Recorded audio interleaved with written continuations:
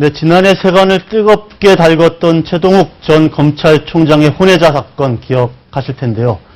당시 최동욱 전 총장의 내연녀로 지목된 임모여인 사건을 직접 수사하셨던 분이죠. 박규택 전 서울중앙지검 부장검사와 함께 알려지지 않은 사건의 뒷얘기 들어보겠습니다.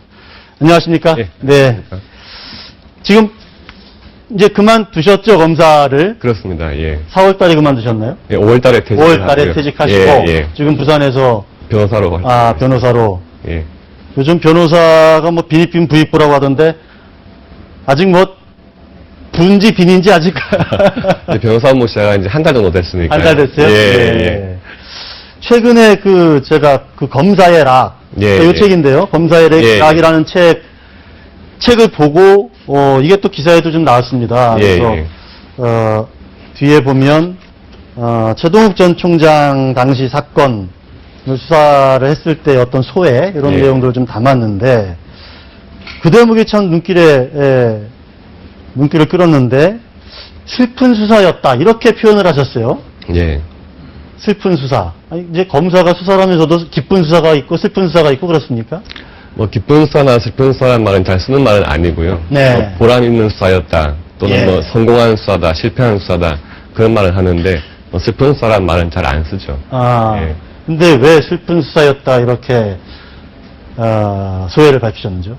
예, 뭐, 사람의 성격 때문에 좀 그런 면이 있는데요. 네. 아무래도 그 조직의 최고 수장이었던 분과 관련된 사항을 뭐 수사를 해야 됐었고, 또 수사하는 중에 나오는 내용들이, 범죄와 직접 관련은 없지만, 또 개인들의 그 어떤 숨기고 싶은 그런 개인사들이 드러날 수 있는 사건이기 때문에, 그런 수사를 하면서는 참 좀 슬픈 부분이 있다 하는 마음이 좀 들었습니다. 당시, 그러니까 서울중앙지검 형사 6부장이었는데, 그렇습니다. 예. 아마 다른 수사를 막 하다가 이 사건이 터지면서 배당이 된 거죠, 6부로. 그렇습니다. 예. 형사 6부로. 예.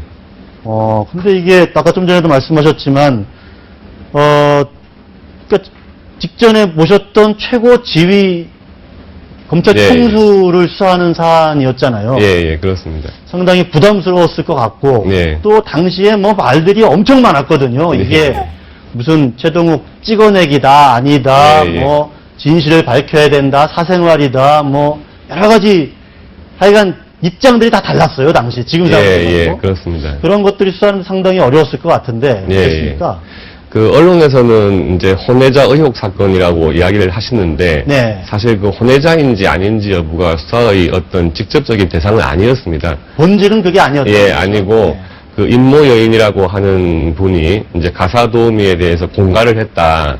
또 사건 무마해주겠다고 돈을 받았다. 이런 내용들이 이제 제가 담당한 사건이었는데요.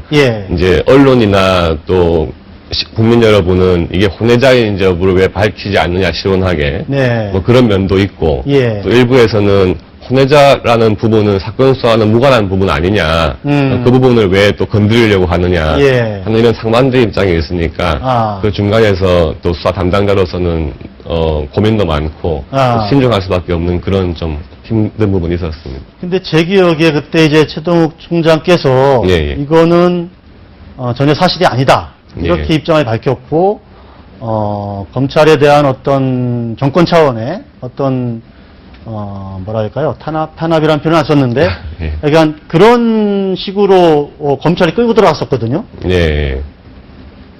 그런데 이제 결과적으로는 이제 그게 아닌 것으로 지금 밝혀진 거 아닙니까? 지금 현재 사건이 재판 진행 중에 있는 사건이기 때문에 수사를 담당했던 사람 입장에서 뭐 수사의 구체적인 어떤 내용까지 제가 말씀드리는 건 좀 적절하지 않은 면이 있고요.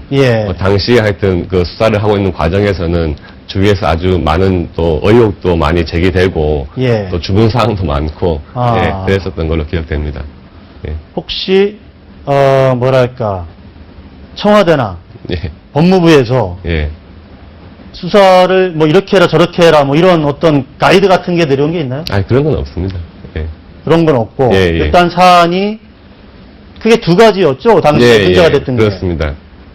그거에 대한 그러니까 두 가지를 다시 한번 좀 정리해 주시죠. 시청자분들 위해서. 한 부분은 이제 그 임모 여인이라고 하는 그 분이 그 가사 도우미에 대해서 이제 공갈을 했다. 그렇죠. 그 사건이 이제 언론에 먼저 보도가 됐었습니다. 예. 된 이후에 이제 시민단체에서 고발이 들어와서 예. 그 사건을 수사한 쪽이 이제 형사육부에서 담당을 했고. 그렇고, 예. 그리고, 그, 혼외자 의혹이라고 하는 게 어떻게 보도가 됐느냐. 보도 경위. 예, 처음에 이제 그러면은 개인적인 신상 문제 같은 것이 좀 불법적으로 유출된 부분이 있지 않느냐. 예, 예. 하는 그런 또 다른 방향의 의혹이 제기돼서 그 부분은 예. 또 다른 부에서 예. 또 수사를 담당하고 그랬었습니다. 그러니까 크게 두 갈래로 보시면 될 것 같습니다. 이제 앞쪽을 이제 담당을 하셨던 거고. 그렇습니다. 예. 근데 앞쪽은 수사를 하는 과정에서 어찌됐든, 임모 여인의, 내 아이가 예, 예. 최동욱 전 총장의 아이다. 예. 라는 부분을 가리지 않을 수가 없었던 거 아닙니까? 예. 이제 그 부분이 처음에는 그 명예훼손, 예. 그러니까 전 검찰총장에 대한 명예훼손 부분이 같이 고발이 돼가지고, 예. 그 부분을 조금 확인할 필요가 있긴 했었는데, 중간에 그 전 검찰총장이 본인에 대한 그 처벌 불원 의사를 그렇죠. 제출했습니다. 예, 예. 그래서 그게 명예훼손 사건이기 때문에, 네. 그 명예훼손의 상대방이 본인은 처벌을 원하지 않는다 했을 경우에는 더 이상 수사를 진행하지 않습니다. 그러니까 그 부분에 대해서 뭐 혼외자인 게 맞느냐 아니냐가 이제 수사의 대상에서는 좀 빠져나가는 부분이 되겠죠. 예. 그러면 당시 수사를 통해서 혼외자가 맞다, 아니다를 검찰에서 확인할 필요는 없었던 그렇습니다. 아니다. 그런 말씀인 거죠. 예, 그렇습니다. 그런데 이제 수사 이 책에도 보면 나오는데